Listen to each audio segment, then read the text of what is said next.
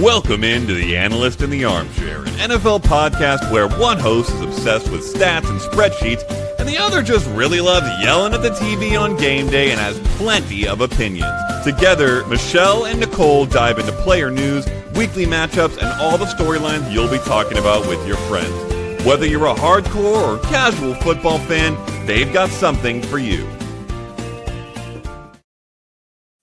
Welcome into the Analyst and the Armchair. We are through almost the entire 2025 season. We have one game to go. Not the most exciting game in the world, but it's not the worst option we could have got. For two fan bases, it will be. Well, we got the Seahawks, we get the Patriots, which we very much would have preferred to watch the Patriots than the Broncos with Jarrett Stidham. Totally. And I mean, the Seahawks should be entertaining enough. As long as Sam Darnold can have a game like he did in the NFC Championship where he doesn't mess everything up, it should be entertaining. Or if he does, and that makes it a more close game. I don't know who to root for. I haven't decided. So my two biggest teams I'm fans of, the Steelers, right? They are tied with the Patriots with the 6 Super Bowls all time. So I don't want the Patriots to take that record. Yeah. And just as a Steelers fan, I hate the Patriots with everything in me because they always destroyed the Steelers with Tom Brady. But I don't hate Drake May and I don't hate this team, Patriots. True. So it's hard. I kind of like them.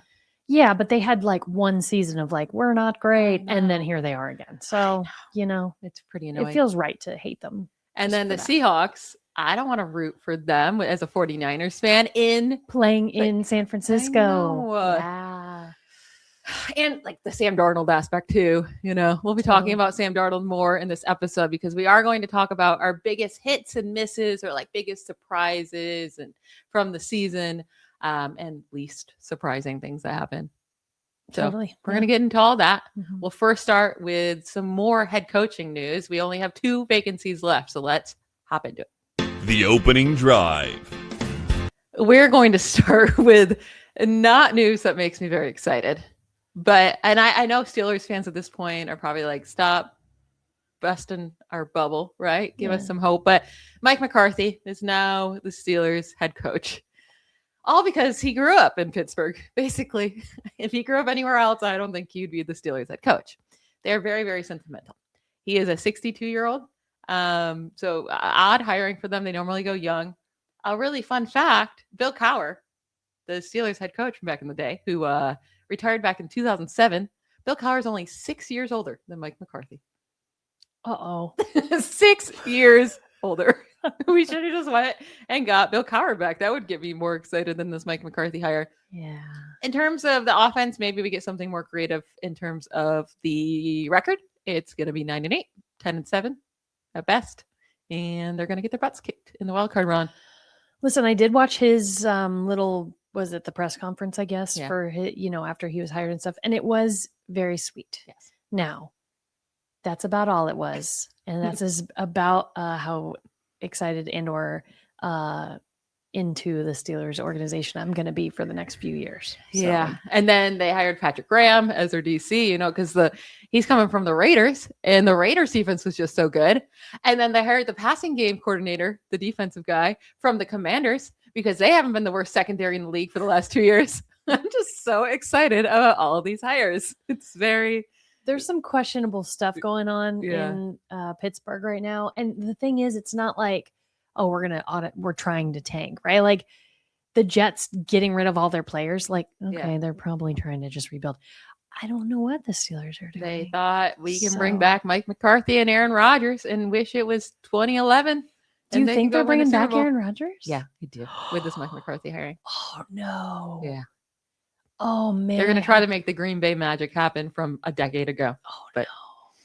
Yep. Okay, well. And then to make things worse, the Ravens, in my opinion, had the best hire of the cycle, possibly. Oh. I loved the Jesse Minter hire. Now, they definitely had the leg up on getting him because he used to coach for the Ravens back in the day from 2017 to 2020. He was the assistant defensive coach there / DB coach. So they were already familiar with him, but the Chargers defense has been so good under Minter the last 2 years.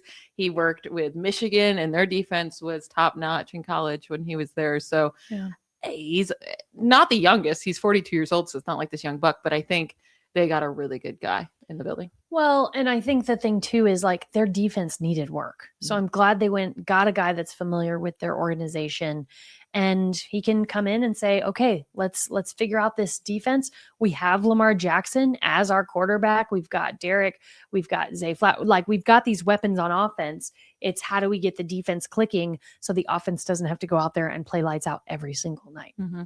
And that will be key, right? They didn't hire an OC yet. They are talking about Cliff Kingsbury. I think could be interesting. You know, I love him. Yeah. And he did good work with Jaden Daniels when he was healthy in 2024. And I think he had nothing to work with this year. I mean, that was the reality. And I think Jaden Daniels and Lamar, Lamar's better, but in terms of he's older, we know more about him. Okay.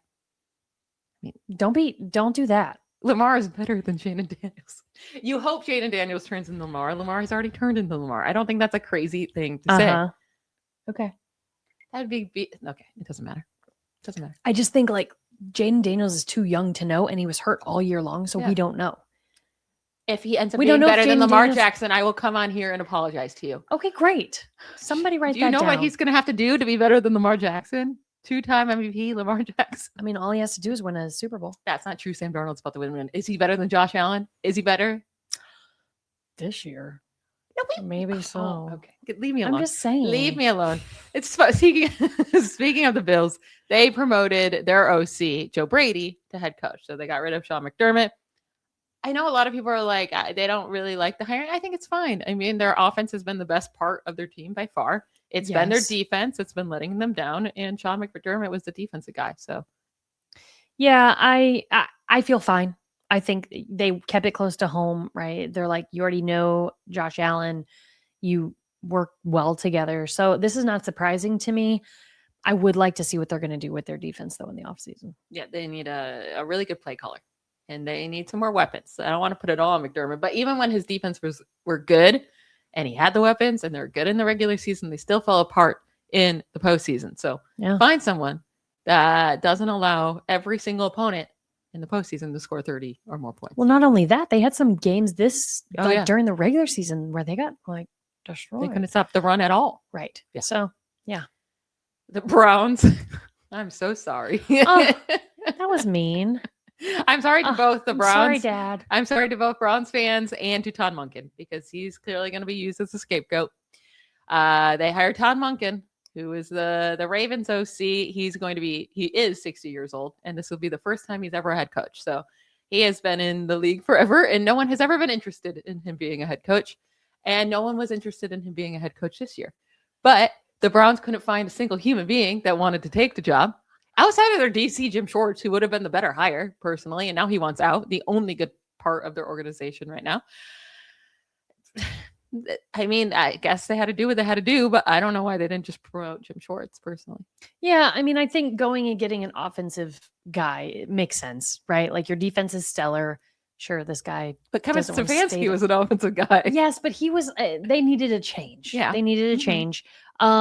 And I mean, give the guy a chance. Nobody knows what he could do, right? So have Shedeur can't come back, start the season as the starter and see what happens. I mean, what are you going to do? Play worse than you did last year? Maybe. No, but probably not. I'm pretty sure they couldn't get anyone in. They knew they had no quarterback, whatever. They just brought in Todd Monken. They were like, you will say yes because you've been desperate for a head coaching job. You're running out of time.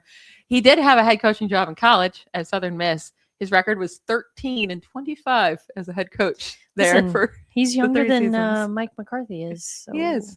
But Mike McCarthy's not a first-time head coach. Well, true. Yeah, he just coached the terrible, terrible Cowboys. I mean, the Cowboys were like 12. The issue with Mike McCarthy is that he will fall apart in the playoffs, just like Mike Tomlin. He's a mediocre coach when it gets to there.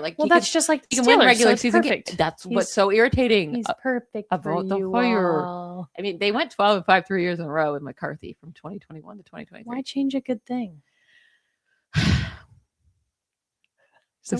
I'm not going to be happy during this episode. Angry.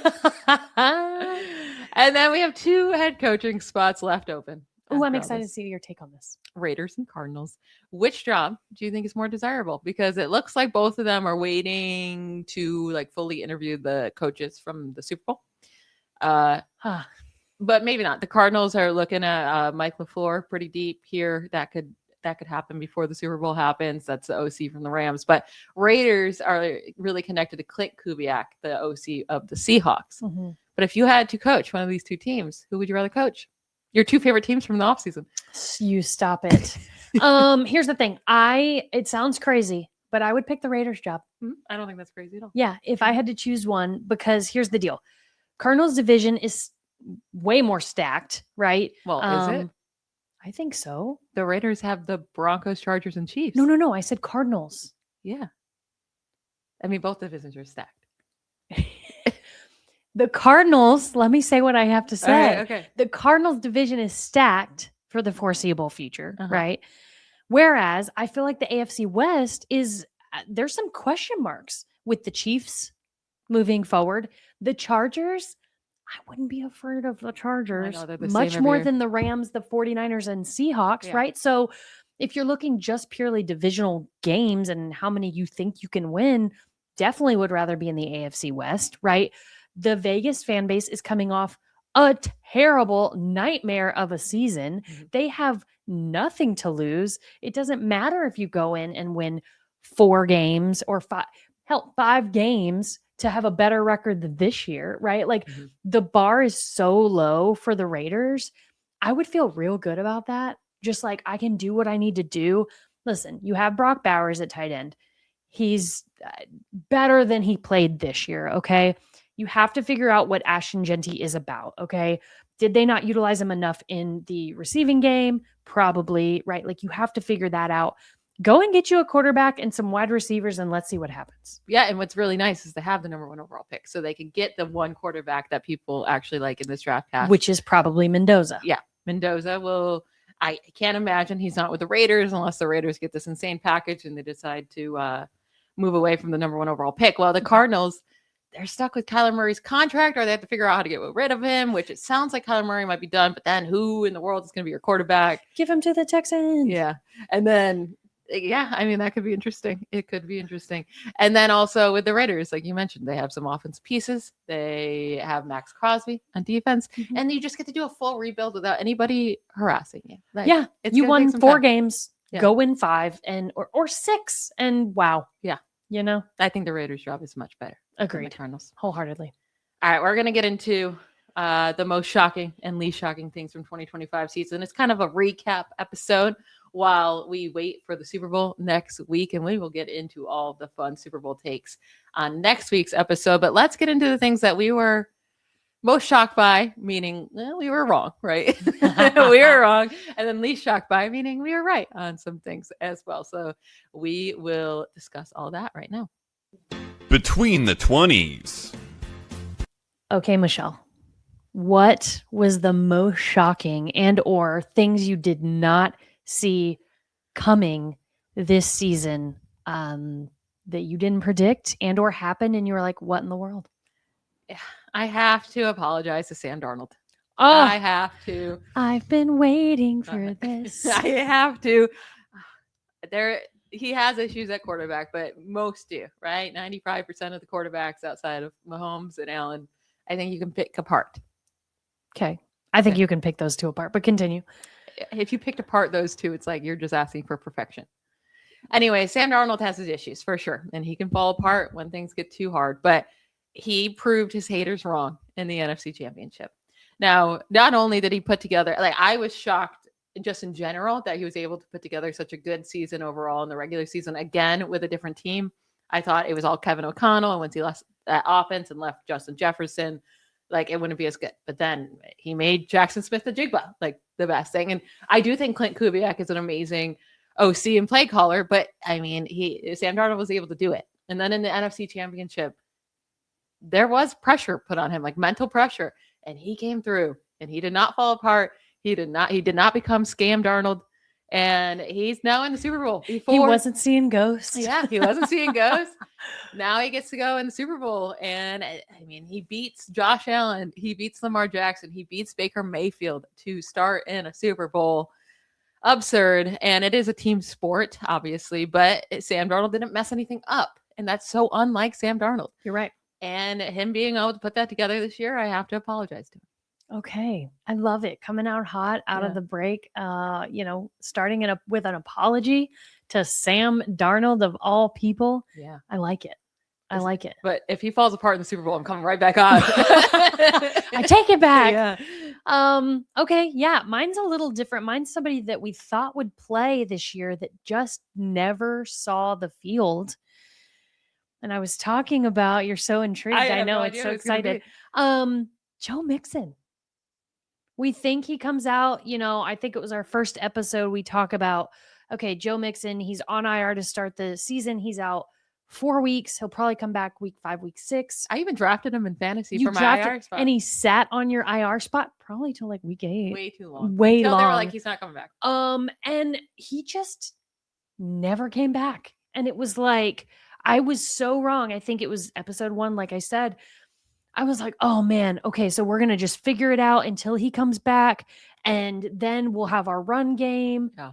And I mean, we all saw it. The Texans struggled with any kind of running game. Woody Marks did his best as a rookie. Maybe not the guy, probably a good backup, but maybe not the guy. And I mean, we could have really used an RB1 this year. And so ironically, I'm reading my email this morning. I subscribe to the Houston Chronicle because I'm a nerd. And there's an article about Joe Mixon saying he insists that he hinted at coming back to the Texans this next year. And I'm like, bro, you left us high and dry. And I get it. If you're actually like injured, you cannot play. That's okay. But like, there's should really we? No explanation. That's what was the weird right. Part. And so should we be pursuing running backs? Maybe some quarterback switches this offseason? Absolutely. Yeah. They can't go into the next season being like Joe Mixon's our guy. Yeah. So for me, that was a big shock for the season. Week 5, week 6, week 7, week 8. I was like, is this guy not coming back? Yeah. We start winning games. We're like on the up and up. Yeah. And it's surprising they didn't trade for someone like I think that was CJ Stroud was a detriment to the team in the playoffs, but I think also not having a run game really hurt them. Well, because he had to throw it and he kept throwing it to the other team, right? So like had he had a guy just to hand it, I'm not talking like a Jonathan Taylor or a James Cook. I'm talking like somebody that can secure the football and go get 4 yards. Yeah. That's all I'm talking about. And we didn't have that. And so there's a lot of running back free agents this offseason. I'm going to name 5 guys, and I want you to pick who you would like for the Texans. Can I pick the top 2? Like 1 and 2? All right, let's just see how it goes. Okay. So Breece Hall, Kenneth Walker, Travis Etienne, Javonte Williams, or Joe Mixon again. Or there's like guys like Rico Dotto or Kenneth Gainwell or Tyler Algier. Who would be your top guy? A lot of it's going to come down to what do they do with CJ? Are they going to pay him? Are they going to try to go make some kind of change at quarterback and get somebody else with some, for some picks, whatever. I like the idea of somebody explosive like Rico Dowd. Not Breece Hall. Well, because I'm just thinking of like age. Like I like that he's younger. Well, Breece Hall's only 26. He just feels like he's been here longer. He's younger than Rico Dowd. Breece Hall's younger than Rico Dowd. Okay, well, he plays older. I don't know. Sure. Breece Hall, I feel like he's going to be expensive. Mm-hmm. And so to me, that's right. So to me, I'd rather go with a guy that I know can do really well and not have to pay him as much. I know that sounds bad, but I think we need it for quarterback if we're going to go that route. So Etienne would be awesome. Yeah. I mean, you just love him because fantasy and he won you. No, but I've always liked him. You have. I always liked him. So yeah, I mean, those are probably my top 2. Okay. Algier just feels like a punch-in guy. Yeah. And I feel like I do really like Algier, but sure. Yeah, I do too. But they I feel like we need a big name RB. Okay. That's not Rico Dowd. I think he can be, is my point. I don't think he can be. All right. My other one. So yes. I guess is your other? I picked both Super Bowl teams, and I didn't even mean to necessarily do that, but I am extremely shocked. I mean, you could have given me so many guesses at the Super Bowl this year, and to put together the Seahawks and the Patriots, I mean, I don't know how many guesses I would have had to have. Listen, have you seen that image going around the internet about, it was like earlier in the season, NFL put out this image of like all these players, and it's like Barkley is like the main one right there. You see at the back, and it's all the back of the jerseys. Yeah. And I don't know if it's been manipulated. I didn't do my research. I just saw it while I was scrolling. Darnold and May are the top two, or the front two, real small up there. I think that's really interesting. It is. I'm just a little bit of a conspiracy theorist, you know. The thing is, we picked a team from the AFC East and the AFC East and the NFC West. Yes. Our prediction was the Rams versus the Bills. Oh, I know. And then it ended up being the Patriots and the Seahawks. Sure. So we were You're close. not wrong. We were close. Yeah. But so my other one is that the Patriots' ability to rebuild in one offseason. Like, that's an insane shock by me. The thing is, Vegas called it. This is what's even more insane to me. Like, how did they know? That's so weird to me.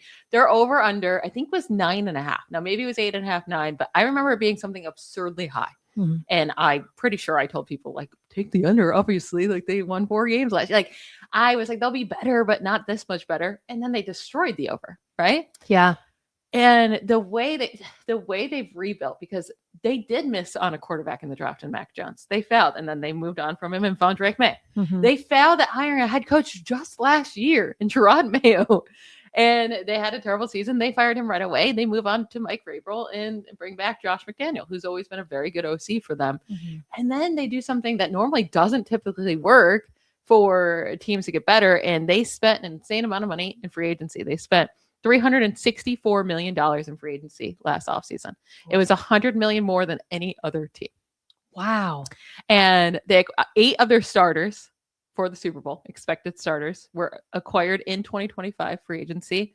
And 58% of their current roster was acquired this offseason.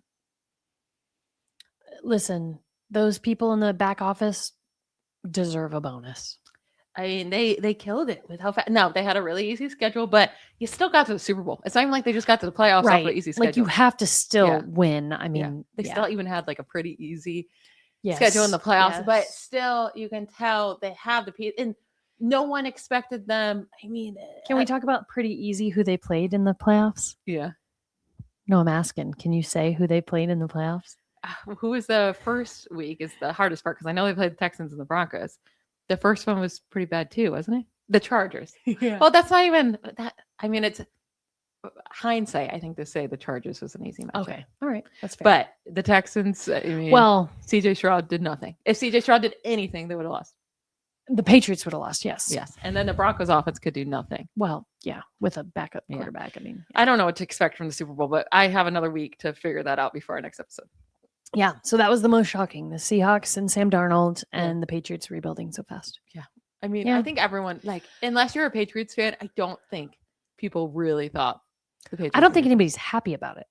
Like, anybody that, again, isn't a Patriots fan that was like, ugh, finally, Tom Brady's gone. Like, this is great, is now like, are you serious? You know? And it's just wild that, so everything that happened, Tom Brady leaves the Patriots.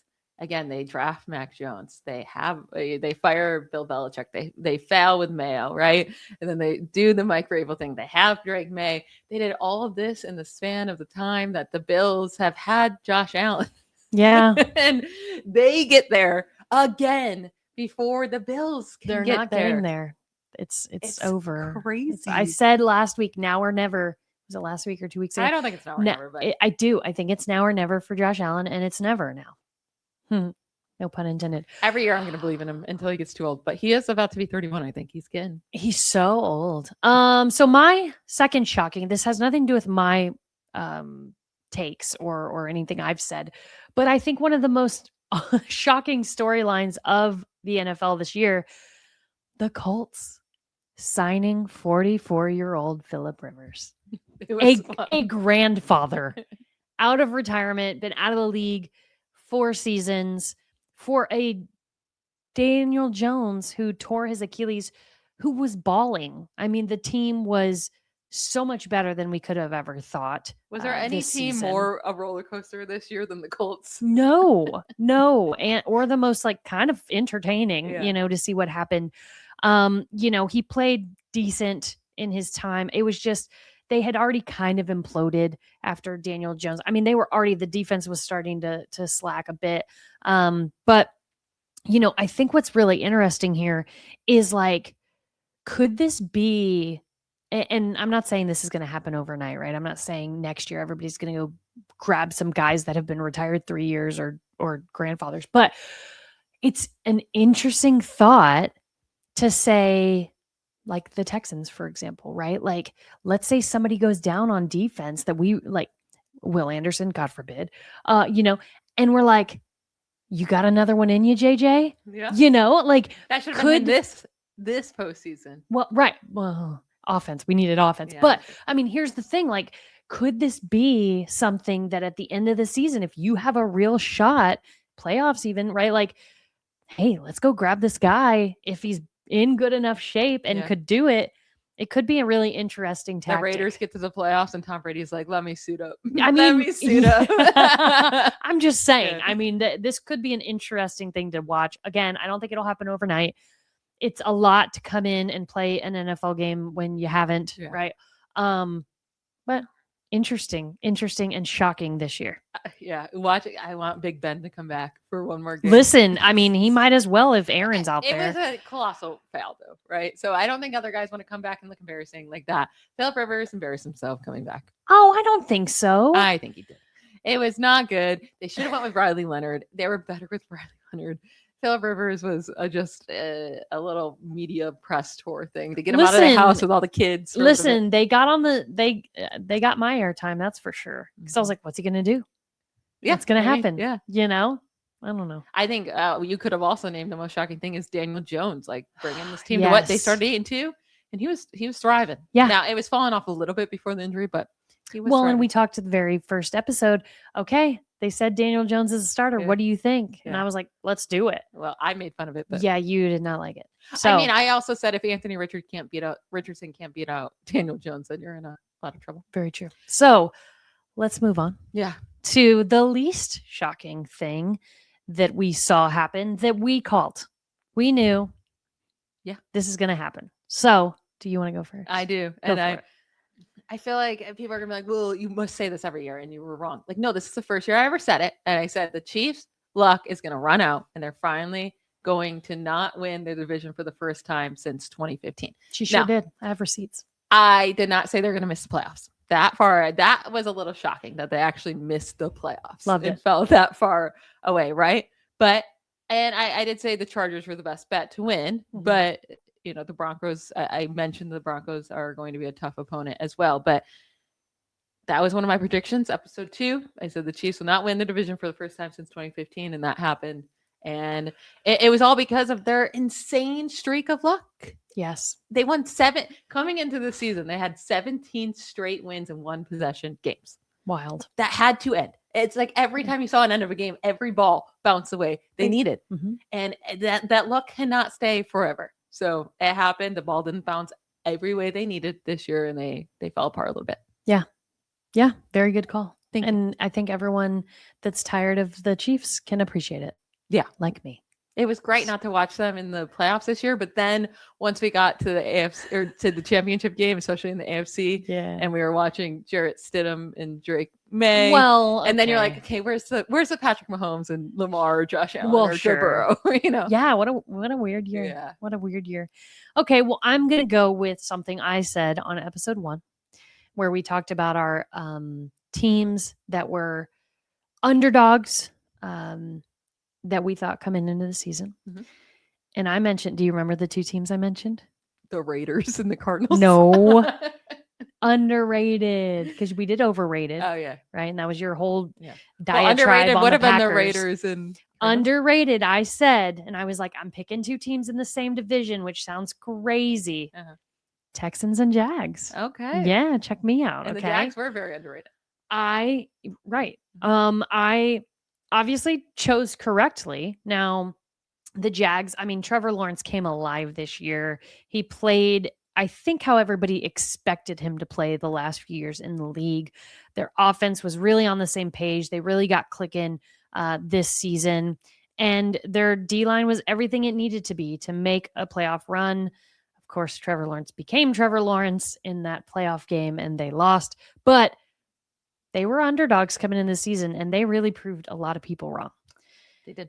Now, the Texans is my other team, who did start 0-3, which not great. Their defense, we knew they were going to be good, right? I did not know they were going to dominate as much as they did this season. But ironically, I literally had to go back and look at my notes. I was like, man, I looked at the schedule. I think they can win 12 games this year. Check me out. Won 12 games this year. They won 12 games? Yes, they did. I don't think I knew that. Yeah. So, so I was right on the money with those picks being underdogs going into this season. And I'm very happy for both teams doing well. I mean, Colts, it was kind of neck and neck there for a bit in the AFC South. And I'm going to hype up another AFC South team at the end of today's episode. Oh, exciting. Yeah. We're all on AFC South today. Yeah. So that's one of my least shocking. What is your second least shocking thing that happened this season? It's that the Bears were good under Ben Johnson, right? I didn't know that they were going to win the NFC North. I think that's a little shocking because I thought the Lions were still going to be really good. I did say the Packers were the most overrated team. And of course, every year that comes true. That one also least shocking. I could have named that. But my prediction from episode 2, my bold prediction that I made was the Bears will win a playoff game for the first time since 2010. And they did exactly that. They beat the Packers, my overrated Packers. And that worked out nicely for you. And Ben Johnson just did such good work. And now they won a lot of close games this year, and they're going to have to get better in order to keep up their record from this year and win another playoff game because they're not going to get that lucky again. We saw their luck ran out in the Rams game in the divisional round. That's going to happen. But Ben Johnson was clearly a great hire. They changed up their offensive line. They brought in all new guys. That was huge. Caleb Williams definitely got better. So I think their future's looking good. Yeah, that was a good call. Thank you. If I was a Bears fan, I'd be stoked for the next few years to come. Ben Johnson, first year, and did really, really well. Yeah. Looking a little D'Amico-esque, you know? Oh, As much better. So, right. Okay.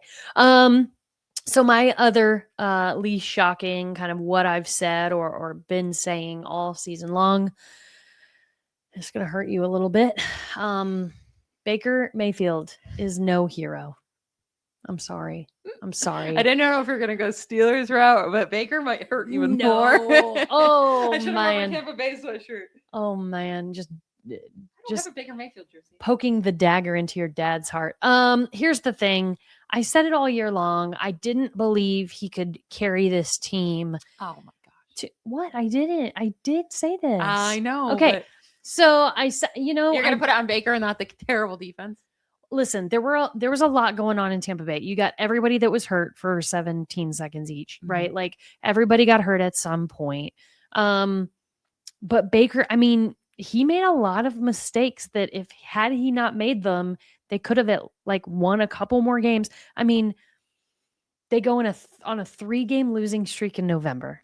Okay. They won one game, the last game in November. Then they lose all 4 in December. They imploded. Yeah, they did. And honestly, right at the right time, because I was like, I've been saying he's bad, but they're starting to keep winning games. And then boom, 7 losses in the last, those last 2 months. So he got hurt too.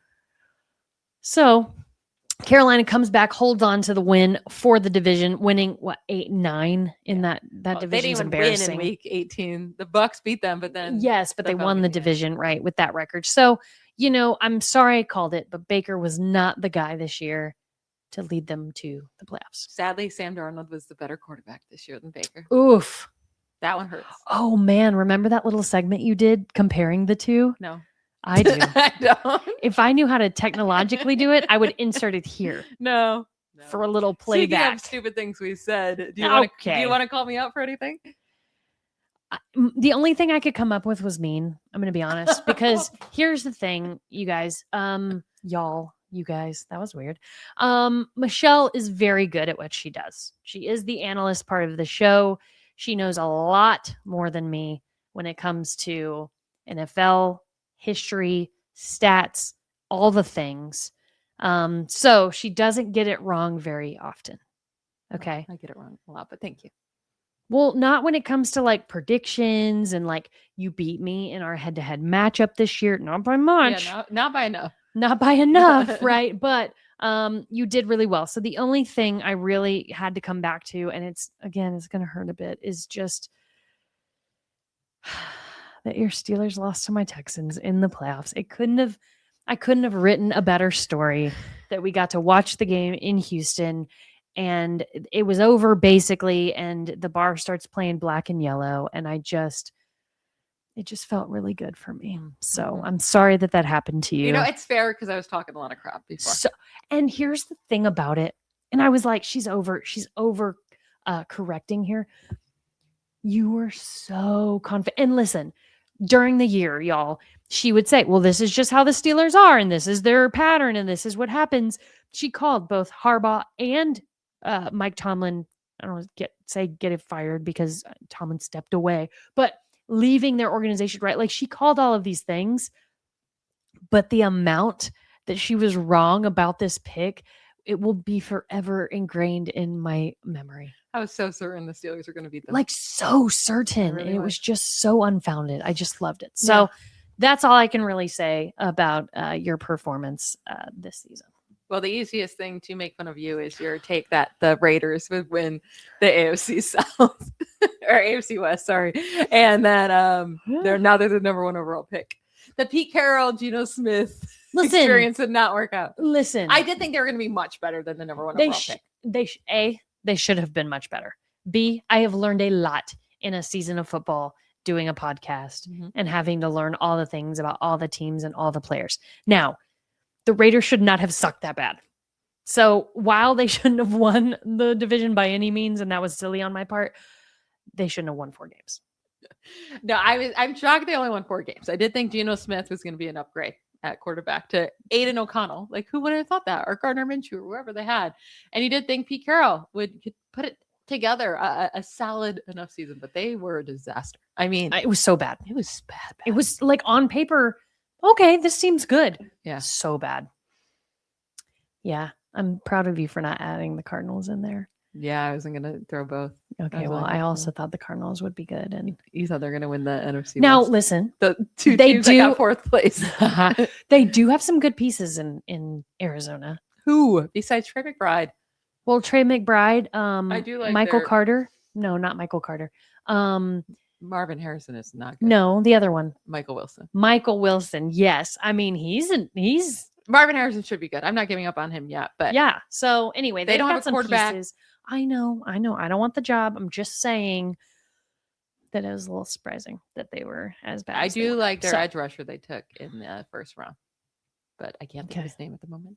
Well, we've got all off season to figure it out. So, well, that wraps up our most and least shocking things from the season. We are going to transition to our 2-minute warning. To end today's show, we are going to talk about our one wild prediction that we will definitely come back to and make fun of for 2026 season. 2-minute warning. All right, Nycole, you have to do better than your 2025 predictions. All right. Listen, my one prediction about the Commanders, it was all injuries. It was not my fault. Okay. So for 2026, this is our first prediction. We'll be giving way more throughout the offseason, but this one's a big one. Where are you going for your first one? You can't mess it up. Oh, now I'm regretting everything I did. Earlier, I felt so confident. And then earlier you were talking about something that may or may not pertain to this. And I was like, oh no, this was a bad choice. Oh, no. Okay, you ready? Yeah. Okay. Oh, I hope my dad's proud of me. It better not be the Browns. The Browns. Oh my God, guys. The Browns make the playoffs. Just turn it. We need to just stop recording. Listen. Okay. Here's why. Listen, Linda. Listen. Okay. I really genuinely think they can have a better record than at least 2 of the teams in the AFC North. Okay. Every team, this is so random. Every team in the AFC North changed head coaches. Besides Zach Taylor.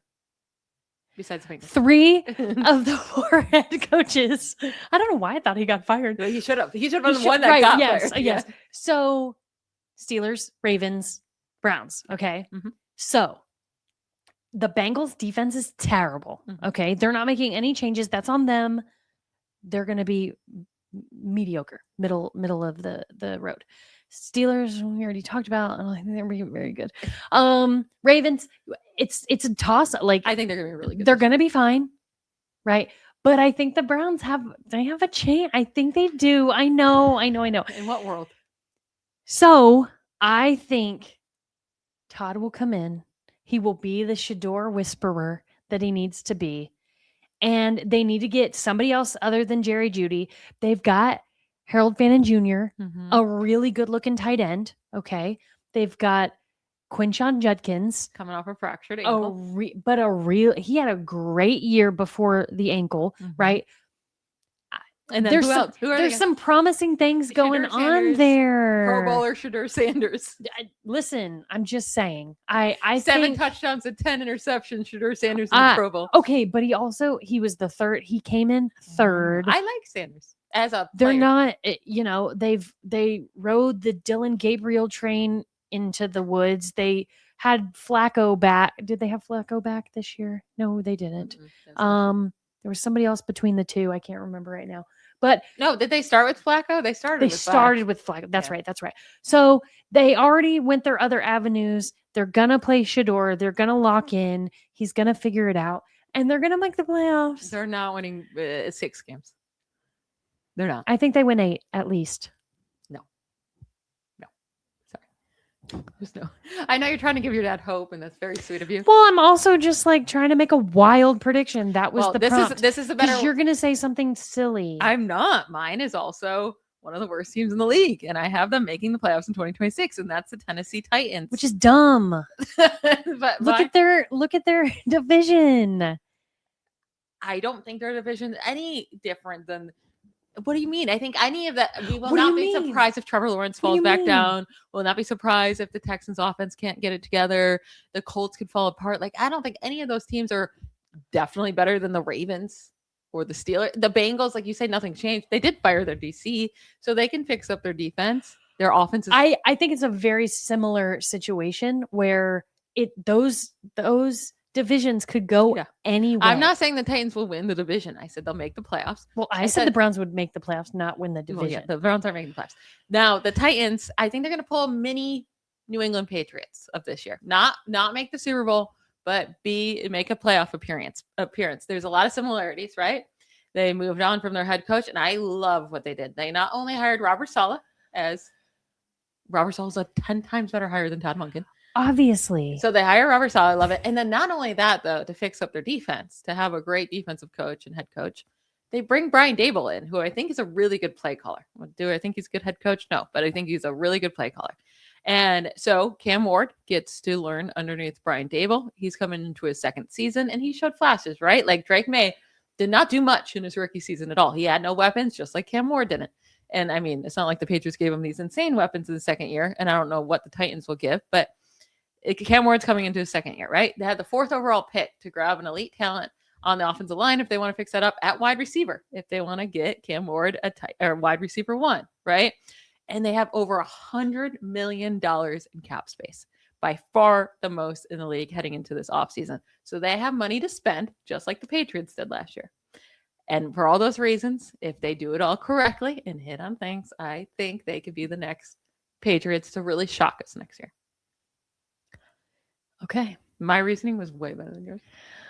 You also do this for a living, Okay. and I have a day job. So All right, and that was way more than 2 minutes. So our 2-minute warning went really long because, well, we had to argue a little. yeah, It needs to be like a 5-minute warning. yeah.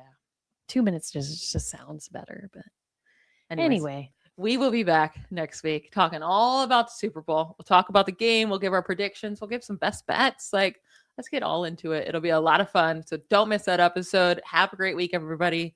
Bye, y'all. bye. Thanks for listening to the Analyst in the Armchair.